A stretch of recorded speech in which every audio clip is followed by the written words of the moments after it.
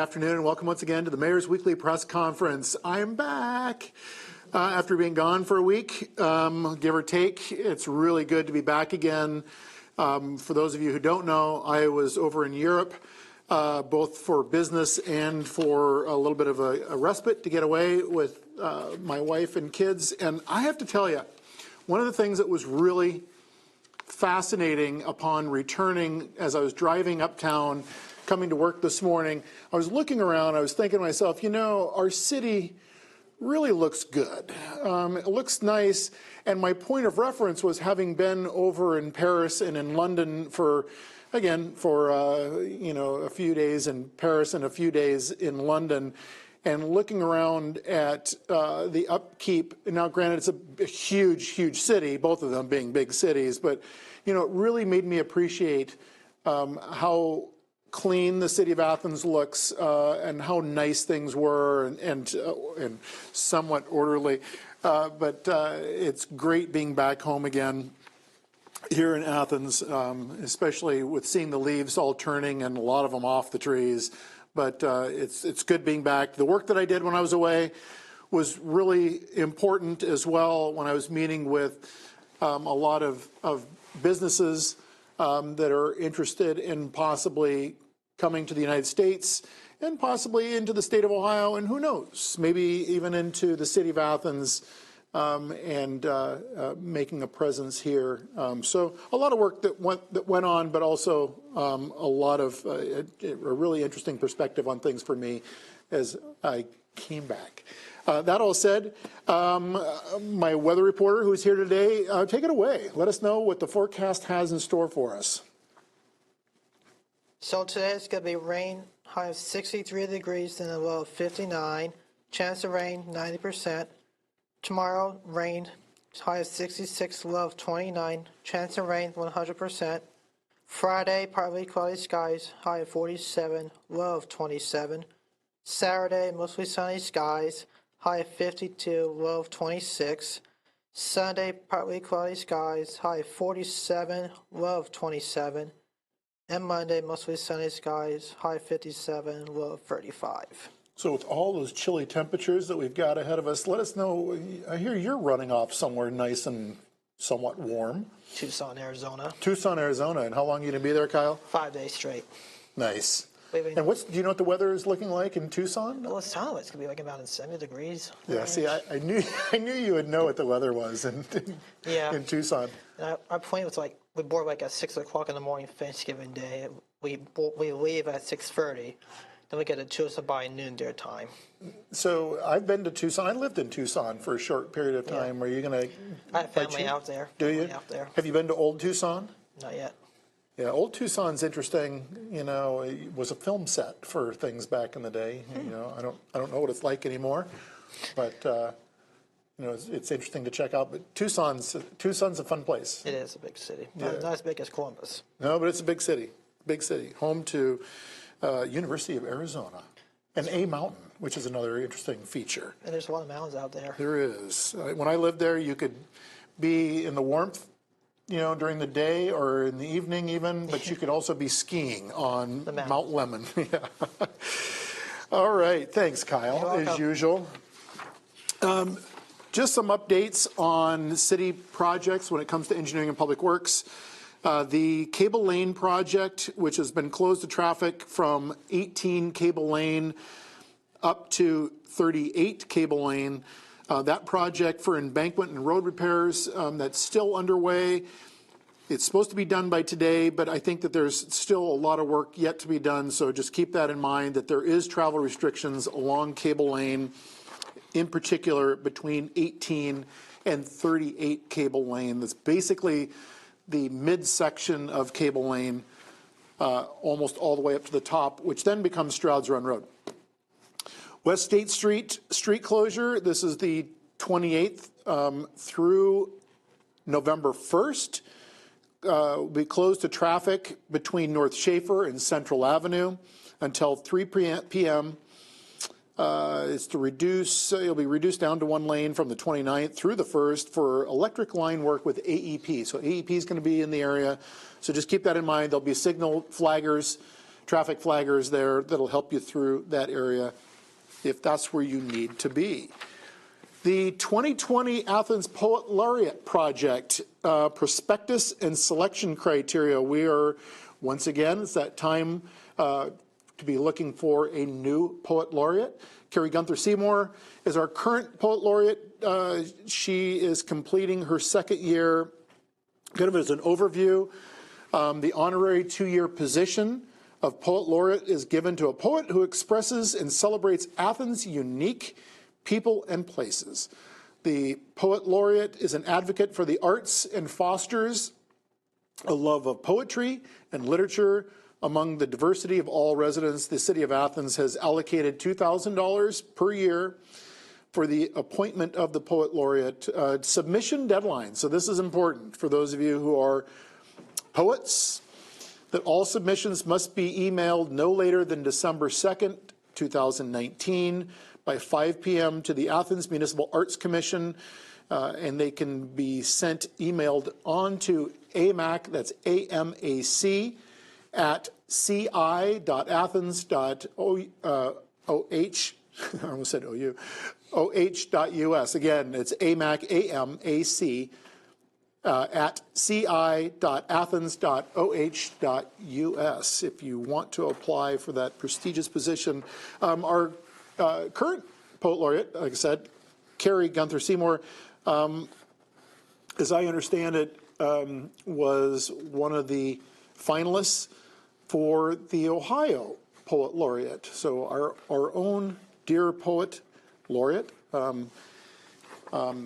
maybe in the running for the state Poet Laureate. And I have to follow up with her to see where all that stands. There will be a public hearing for short-term rentals. This is something that the Planning Commission has requested, that there be a public hearing.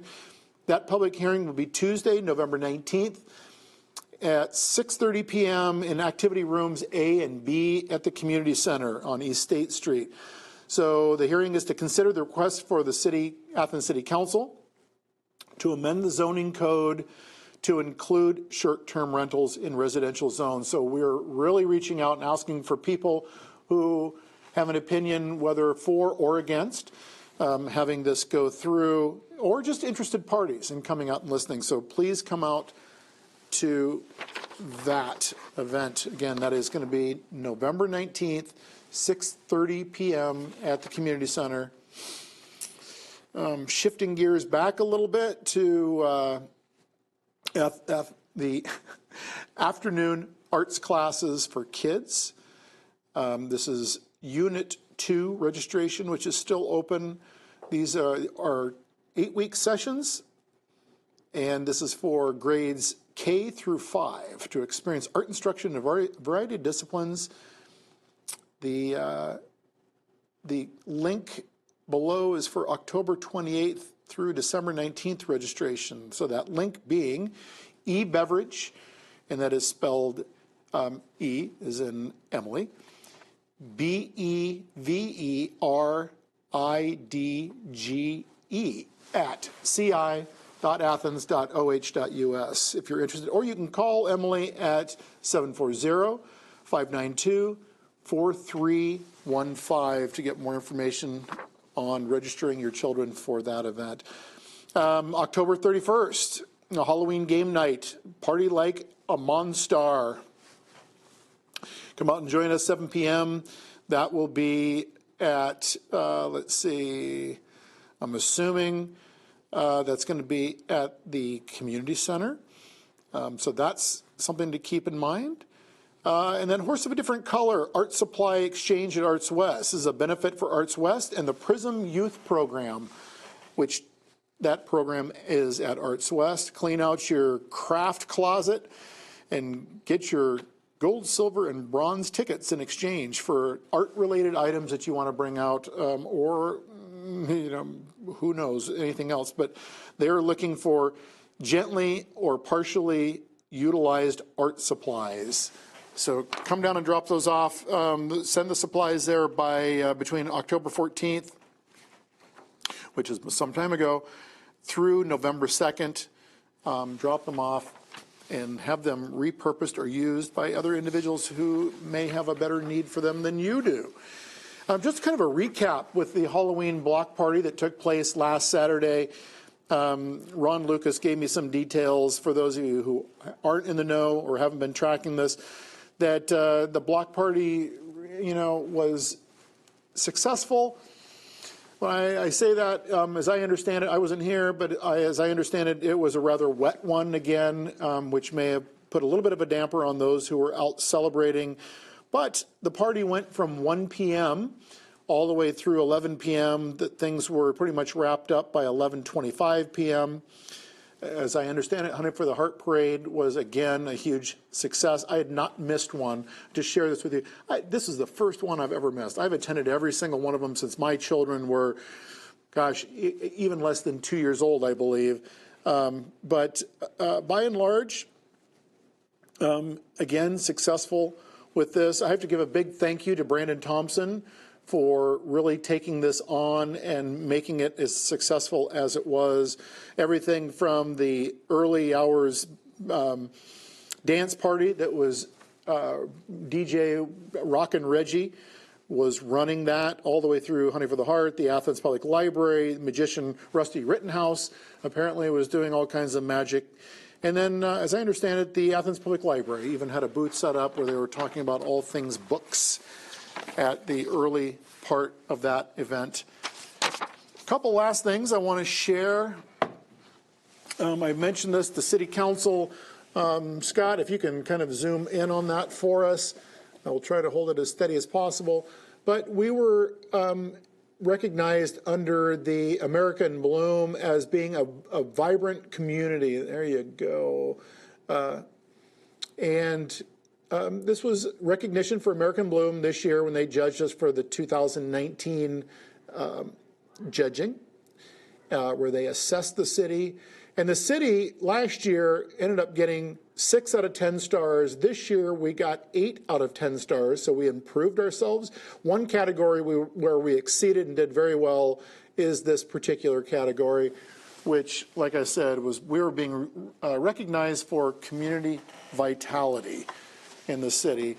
And the last thing I want to share with anyone who's watching today is part of my trip last week over to, or just earlier this week, to England, was that I ended up getting my graduate certificate from the London Stock Exchange Elite Training Program, where I went through basically a year-long training. It was 10 sessions throughout the year to engage with various businesses. A lot of them were our local businesses, but learning what different businesses' needs and wants are in terms of, municipal infrastructure or other assets that might be important to them, for them to come and look at Athens to see if we would be an appropriate place for them to possibly start to develop businesses here, as well as some of our own local businesses, and helping them to network with other resources that they may need. So it was a really informative process for me to go through. It was quite the honor to make it through and graduate. The Lieutenant Governor of the state of Ohio was over there, Lieutenant Governor John Husted. He was the one who ended up giving me the diploma, but had a large delegation from the state of Ohio who was over there recognizing our need to diversify our economies statewide. And for me, it was knowing that we really need to diversify our own local economy. So I think it was win-win all in all at the end of the day. But again, it's so good to be back home. That all said, Kyle, as usual, thank you. I love having you on this show, and hopefully you will continue to be an integral part of the Mayor's Weekly Press Conference. Will. Good. Good to hear it. Have safe travels. Enjoy your trip to Tucson, Arizona. And thank you all for tuning in. I do have someone in the audience. Do you want to be live on air to ask some questions? Okay. I just had some questions for you. So okay. I don't mind asking on air either way. It doesn't matter. All right. Well, we can certainly do it off air. Thank you for tuning in. And please join us next week for the next installment of the Mayor's Weekly Press Conference. Take care.